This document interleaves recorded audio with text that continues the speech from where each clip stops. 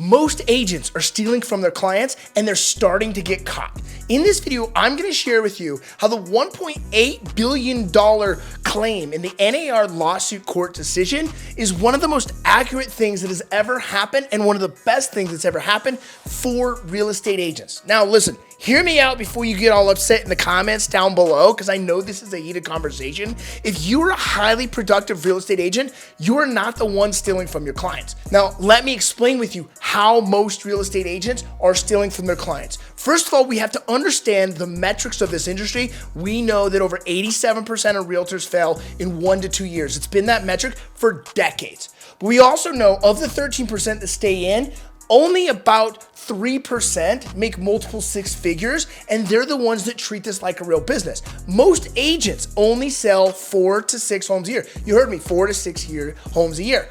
What they're doing is they're riding off the coattails of successful real estate agents. Now, I had a phone call with my mom last night, and I know this sounds weird bringing my mom in a YouTube video, but why this is important is she was the office manager for a real estate brokerage for over 40 years. And she didn't fully understand what was going on with this lawsuit. And I was trying to explain with her about what happened with NAR and how it's just been a very big challenge for the community this last year. And she said, well, I know for years, the number one thing that was taught from the board and from NAR was to tell buyers that you work for free for them because the seller pays the commission. Now, this script alone is the biggest deceit I've ever heard, and it's so clear that it's been produced into the economy and into the marketplace that all consumers are aware of it. Clear to the fact that my mom, who's almost 65 years old, has remembered that script being taught and plugged by NAR for years and years and years. I'm talking since the late 70s, at least, maybe longer than that.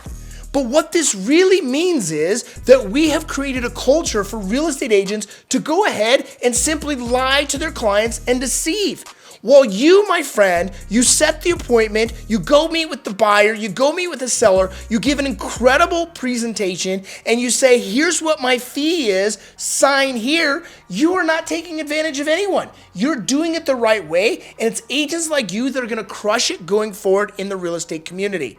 I remember several years ago when I was working with my coach, we started taking our commissions from 6% to 7%. Instead of offering a 3% BAC, which was custom and a standard, instead of taking a 6% commission, which was standard, we said, no, we're not gonna play standard, we're gonna play by our own rules. So we started taking 7%, keeping a 4.5% commission and charging a $995 processing and handling fee. Look, I admit I was charging way more than my competition, especially with sellers, because it takes way more work for me, the listing agent, to go find a new seller than it is for a buyer to go lie to their community and lie to their clients, take them in and get a commission. That's just the facts. That's how I feel about it. I'm not saying that buyer's agents are not important and that they don't create a ton of value, because they do. I have worked with hundreds and hundreds, maybe even thousands at this point, of just buyer transactions. I have worked with so many buyers, and I deserve a commission. But it requires that I'm charging my client. I'm not relying on what the selling or listing agent is offering to pay me. So let me give you an example. When I did this and I started creating this, there became a small coup. Accidentally, in one of my transactions, one of my settlement statements was leaked to the buyer's agent, and she was so pissed that she only got a 2.5% and saw that I got a $995 processing fee and a 4.5% commission as the listing agent. And she said, the standard commission is 3%. I work hard for my commission, and it's the fair thing to do is to pay me that. And I said, whoa, whoa, whoa. I did all the work to go find that seller, to bring it to the marketplace, to negotiate and say, we're willing to offer you 2.5% for a buyer's agent commission to bring a buyer. If your standard rate is 3%, negotiate that with your client. Talk to them about it. And that's what I did for years. If I went and showed a home that was a 2%, 2.5% commission, I didn't care, because I had a conversation with my client at a specific fee. And that fee was paid to me by the buyer. If the seller was willing to pay a portion or all of that, that was further win for me. But if they only paid 2.5%, my buyer paid the remaining 0.5% or whatever my agreed upon fee was. because I will not lie to the community. I will be upfront because I'm worth it. I deliver value. Now, just because you have value to deliver, if you don't actually deliver it, you don't deserve any value in return or any type of compensation. But what's worse is if you deliver the value and it's not perceived, it's worth zero.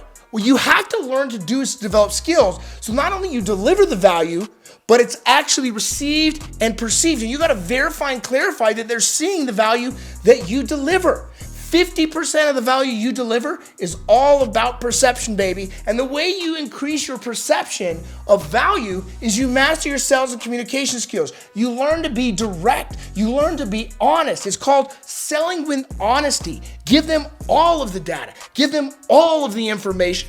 And please do not lie and tell them that you work for them for free when you don't, when you know you're signing a contract that's going to receive a compensation. I know this is a stirred up type of conversation, and I want to see what your thoughts are in the comments down below. And I'm already prepared because I've said some very polarizing things in this conversation that you're probably going to blow it up a little bit, and that's okay. But here's what I want you to know. Here's where we are today, and I am very grateful for NAR right now. I can't agree with all the decisions that they've made because they have not fully helped this community, especially with this standard. But they are the body that represents our profession today in real estate, and I back them, and I've paid my dues for years as part of supporting NAR, and I'll continue to support them because I know that just because they didn't get it right, they still represent, and I hope that they improve. That's like saying because I don't want President Biden to be the president of the United States, I'm going to stop backing the United States. Hell no. Even if it's Biden or Trump, I don't care. I love this country and I'm going to continue to support it. Just like I love this industry and I love being a realtor, and I am going to support this body and this association that represents us till the end. Go ahead and smash that like button and share this with someone else. We'll see you soon. Look, I want to say thanks for watching my video. And I know that this isn't for everyone, but it is for certain people that are ready to make big changes. Like they're ready to create residual revenue. They're ready to become real business owners. They're ready to have a business that makes money even when they're not working. And if that's you, I want you to click the link down in the description, and I want to give you an opportunity to have what's called a triage discovery call. We're going to meet with my head coach and learn where you're stuck in your business and what changes you got to make so that you don't have to work to make money. And I want to say again, I know that sounds crazy, but imagine you took time off and you still made money. That doesn't mean you don't have a business to grow. You absolutely do. But I'm going to teach you how to grow a business that makes money even when you're not there working. So click the link down below, get your free consultation with my team, and let's really discover where you're at and how you can create it. We'll see you there.